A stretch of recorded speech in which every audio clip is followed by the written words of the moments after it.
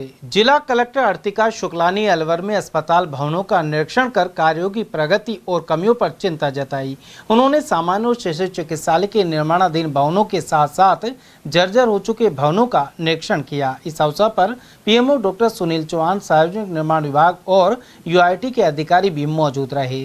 वहीं जिला कलेक्टर ने पत्रकारों से बातचीत करते हुए बताया कि राज्य सरकार द्वारा शिशु चिकित्सालय के लिए 75 लाख रुपए का बजट आवंटित किया गया था। इस बजट का उपयोग किस प्रकार हो रहा है, इसे देखने के लिए निरीक्षण किया गया। उन्होंने कहा कि अस्पताल की आधारभूत संरचना को बेहतर बनाने की दिशा में प्रयास किए जा रहे हैं, जिसमें वाटर ड्रेनेज सिस्टम जैसी कई व्यवस्थाएं शामिल हैं। उन्होंने निर्माण कार्यों में आ रही बाधाओं और देरी के कारणों पर भी संबंधित विभागों के अधिकारियों से चर्चा की। साथ ही निर्देश दिए कि निर्माण कार्यों को समयबद्ध रूप से पूरा किया जाए और गुणवत्ता से कोई समझौता न हो। इसके अलावा अर्तिका शुक्ला ने अट्टा मंदिर के सामने बन रहे 100 बेड के नए अस्पताल भवन का भी निरीक्षण किया, जो विशेष रूप से क्रिटिकल यूनिट के रूप में कार्य करेगा। उन्होंने बताया कि सभी अस्पतालों में अलग से पार्किंग की व्यवस्था की जाएगी। आज निरीक्षण सिर्फ इस पर्पज से किया है कि जितने इंफ्रास्ट्रक्चर वर्क्स अभी अस्पताल में चल रहे हैं उनकी क्या प्रगति है, वो हम हर महीने इंफ्रास्ट्रक्चर वर्क्स का देखते तो हैं, लेकिन फील्ड पे आके आज इसलिए किया कि कुछ इनके डिपार्टमेंटल इश्यूज थे।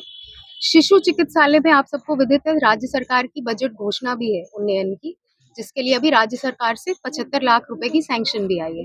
तो एक तो ये देखना था कि 75 लाख में क्या बन रहा है और उसके काम की क्या स्थिति है। तो वो टेंडर की स्थिति पे आ चुका है वर्क, जो इनकी एक तो क्षतिग्रस्त रूम्स हैं ओपीडी के और वार्ड के, लेकिन उससे भी ज्यादा जो आवश्यकता है वो पूरे ही उस परिसर के पानी के ड्रेनेज के इश्यूज हैं, कई जगहों पे प्लास्टर के इश्यूज हैं। तो वो जो पीडब्ल्यूडी की चौकी है उसकी स्थापना की प्रगति भी देखी, और अगर किसी और मद से शिशु चिकित्सालय का अपग्रेडेशन हो सकता है तो उसकी आज मैंने संभावनाएं ढूंढने के लिए एक अभी मैं बैठक भी करूंगी।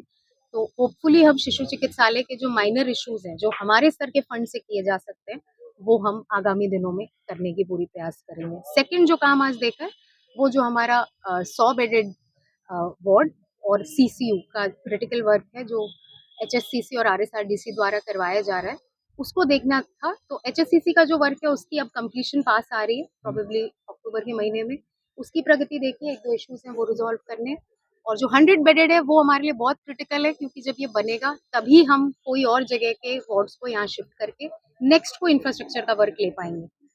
इसके लिए हमें प्रगति को और तेज करना है। वही निर्देश दिए हैं कि जो 31 दिसंबर तक टाइमलाइन खिंच गई है उसको ग्रैप के पाबंदियों के पहले कंप्लीट करने की पूरी कोशिश की जाए। अच्छा, इसको लेकर इस तरह का मामला रहेगा? बिल्कुल, क्योंकि अलवर में ग्रैप की जो पाबंदी है वो सबको विदित है, वो कोई एक अनफोर्सीन इमरजेंसी नहीं होती है। तो मेरा हमेशा इनके इंजीनियर्स से सभी से यही कहना रहा है कि हम ग्रैप को ध्यान में रखते हुए क्वालिटी पे विशेष फोकस रखते हुए टाइमलाइन फॉलो करें। जहाँ तक क्वालिटी के इश्यूज हैं, अगर कोई भी चीज डिफेक्ट लाइबिलिटी पीरियड में है तो हम उसी एजेंसी पे पेनल्टी या बिना पेनल्टी के भी उनका जो पोर्शन है काम करने का वो करवाते हैं। अभी जो आपने बताया वो अभी मैं जाऊंगी वहां पे चेक करने, अभी वो बिल्डिंग हैंडओवर भी नहीं हुई है, तो अगर कोई इश्यूज है तो अभी उसको रिजॉल्व करेंगे।